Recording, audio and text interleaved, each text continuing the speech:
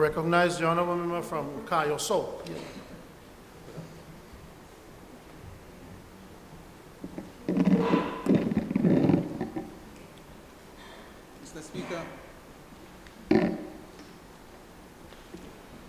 Mr. Speaker, before I start on the issues of national importance, I'd like your permission to give my thanks to the people of Kayo South that came out in support of my candidacy and in support of the People's United Party during the last general election.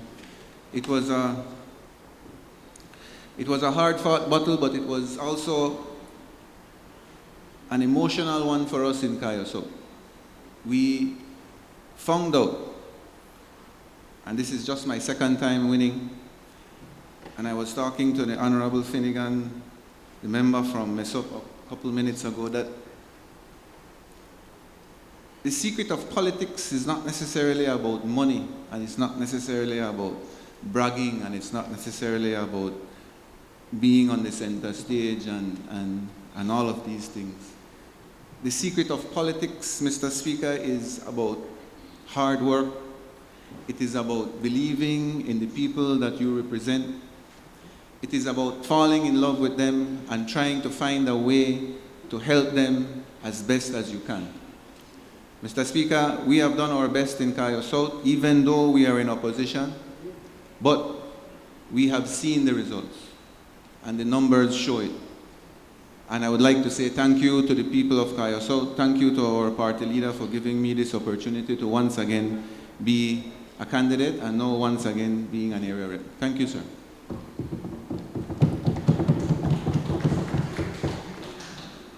Mr. Speaker, the issue of national importance that I want to speak of is the empowerment of village councils in our rural communities. And why is this so important?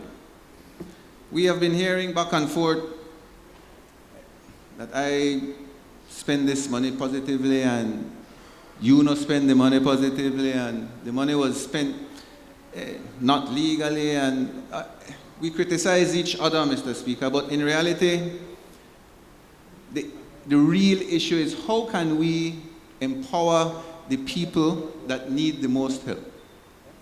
And what I am proposing here, Mr. Speaker, is to analyze something, to propose something that maybe we can work on it together. Mr. Speaker, Village Council's election is right around the bend. I think it's in March, if I'm not mistaken. And for the last 4 years, I have been working tirelessly with 13 village councils, elected village councils. Some of them PUP, some of them UDP, and in my case in Kayo South, you have a couple that are independent.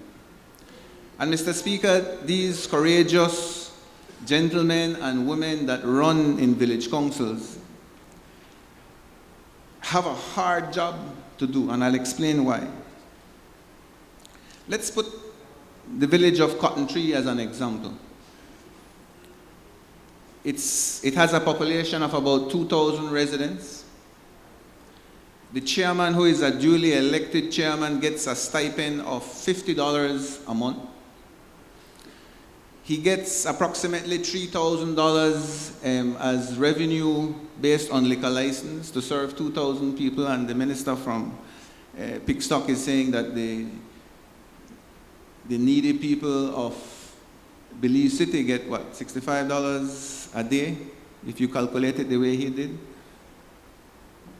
Well, Mr. Speaker, with $3,000 a month serving 2,000 people in the village of Cotton Tree, these people have 13 cents a month to spend on each resident in that village. And that's the reality, and it's not political, because in this case, as I said, it varies. You have, and Kayo South is only 13 villages. If I start including all the villages of the country, we're up to 200 villages, and it applies to all of them. We are not taking the lives and the future of these people seriously, and both governments are at fault. The PUP and the UDP have not conscientiously sat down to find a way to have these people empower themselves. Mr. Speaker, what I am saying is that, and I hope the Prime Minister is listening and is Minister of Rural Development, is that we have to create a budget for village council to be able to operate. We want to reduce crime, yet we are telling the villagers that to be able to generate more revenue, you have to put more bars. And it is something that is not right. We believe that if we want these village chairmen and these village councils to function properly, we have to empower them with a budget. And yes, the budget has to come with accountability and transparency and good governance. That seems to be a terminology that we want to seem to forget, but it is real. But we have to give them an opportunity. Because, Mr. Speaker, I don't know how many of the members over there understand how village life works. But the chairman is basically a psychologist. He is the one that attends to funerals. He is the one that counsels people when they're in problems. He is the one, in case of emergency at 2 in the morning, that has to get up to take these people to a hospital. He's the one that has to clean the fields. He's the one that has to maintain the cemeteries. He's the one that has to dig the drains. He's the one that has to do everything within a village. And the ones that don't do it are the ones that are not re-elected, and that's a fact. But it is a thankless job. These people need to have some source of income to be able to help their communities. And the way the politics has worked in the past, both governments, is that the ministers in government expect that these chairmen come to them personally to ask for a little help. But I sincerely do not believe in that. I believe that they should have a certain level of autonomy. But there is another way of assisting in that budget, Mr. Speaker. A lot of these villages are located near income-generating sites. For example, San Antonich is an example. In Cayo South, you have the ATM Caves, you have Caves Branch. I think in your area, you have Nimlipunit.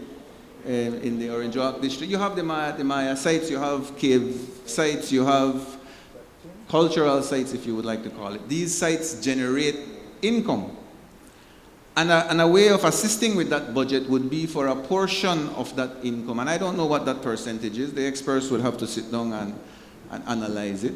But a portion of that income can be allocated to the villages that surround these sites.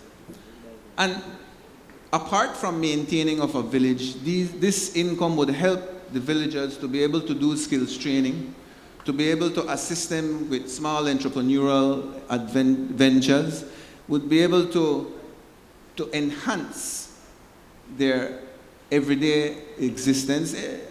What the gentleman from Orange Walk South was saying, we're dealing with subsistence farmers. We have to be able to create a little niche market for them. We have to find a way so that they become more efficient in the way they plant. And so there are so many things, Mr. Speaker, that the rural communities, we are really suffering, we are lacking, and I can appreciate the gentlemen that represent their constituencies from the city, that they fight for urban residents. I have no problem with that, Mr. Speaker, but it is our responsibility also, the representatives from the rural constituencies, to fight for our people. Because our people, Mr. Speaker, pay their taxes. Our people, Mr. Speaker, are Belizeans. And just because we don't live in an urban area does not mean that we should be treated as lesser citizens. And if you look at the budget, and I'm not only saying the budget that the Prime Minister presents every year, I can go back to 1981. And the budget is not shared equally. And what is more alarming to us that represent rural communities, Mr. Speaker, is that in reality, we are the productive sector of the country. And I believe that as the productive sector of the country, we should be given the respect. Our people should be given the respect. Our people should demand their dignity. Mr. Speaker, that is all I am saying. I am humbly approaching the Prime Minister and his government to consider sitting with us on this side to formulate a plan for the future of the rural communities of this country, and a plan that would empower Belizeans, poor Belizeans, Mr. Speaker. And if We take our jobs seriously as area representatives, Mr. Speaker. That is something that I believe the Prime Minister and our side should do, and do it now, because it would be a farce if we do not attempt to help the poor people of this country, the rural people of this country, and the productive sector of this country. Thank you very much, Mr. Speaker.